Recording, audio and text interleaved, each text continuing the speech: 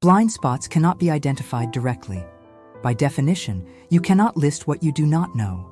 But you can identify where blind spots are most likely to exist, where certainty is highest, where feedback is weakest, where complexity exceeds monitoring, where identity attachment is strongest. This exercise is not about finding specific flaws. It is about mapping probability. We are identifying structural vulnerability. Step 1. Identify high certainty zones. List 5 areas where you feel strong and stable confidence.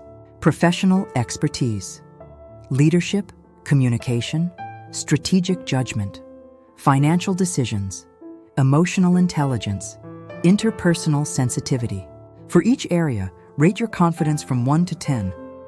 Now ask yourself, when was the last time I seriously questioned this assumption? High certainty combined with low recent examination increases blind spot probability. Certainty is not the problem. Unexamined certainty is. Step 2. Evaluate feedback exposure. For each area, ask, who regularly challenges me here? How often do I receive corrective input? Do people feel safe disagreeing with me? When disagreement occurs, do I invite elaboration or move on quickly? If corrective feedback is rare, blind spots become more likely. Silence is not proof of excellence. It may be proof of comfort. Step 3. Assess complexity. Blind spots grow in complex systems. Ask yourself, how many variables influence success in this area? Are outcomes immediate or delayed? Is performance objectively measurable? Are consequences nonlinear? The more complex the system, the harder self-calibration becomes. Complex domains require stronger feedback structures. Step 4. Scan identity attachment. For each domain, imagine someone publicly questioning your competence. How strong would your emotional reaction be? Rate it from 1 to 10.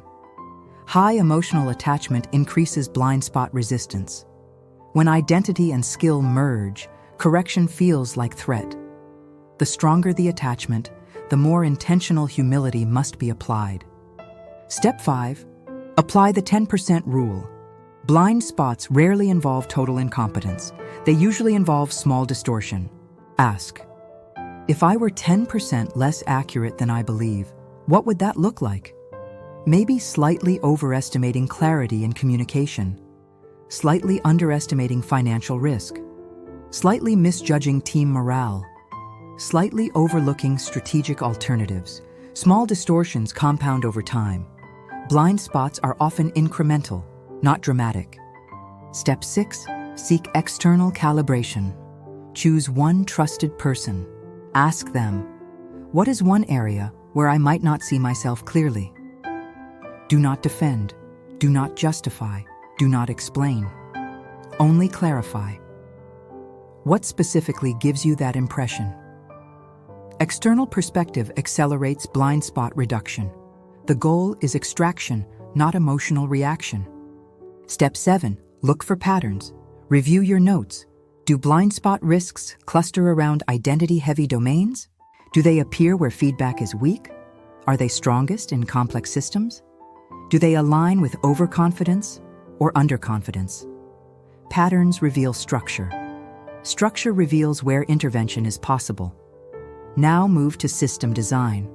Blind spots shrink when feedback becomes structural. Consider implementing regular feedback reviews, objective performance metrics, periodic skill benchmarking, cross-disciplinary exposure, mentorship from more advanced practitioners, anonymous input channels if you are in leadership. Blind spot reduction is not an emotional exercise. It is a design problem. After completing this process, notice your internal state. Do you feel defensive, curious, unsettled, energized, reflective? All reactions are normal. The shift from certainty to curiosity is the signal of cognitive expansion. Mental flexibility increases adaptive capacity. Repeat this assessment quarterly. Blind spots do not disappear permanently. As competence increases, new unknown unknowns emerge. Growth reveals new edges. Self-awareness is not a destination. It is ongoing calibration. You now understand that known knowns can conceal stagnation. Known unknowns define growth direction. Unknown unknowns create invisible vulnerability. The double burden sustains miscalibration, and blind spots shrink through structural feedback and humility. Module 3 has mapped the invisible terrain. In Module 4, we expand the mirror beyond the self. We introduce a relational framework, the Johari window, to examine perception gaps between you and others. Self-awareness becomes measurable, calibration deepens further, and the mirror becomes shared,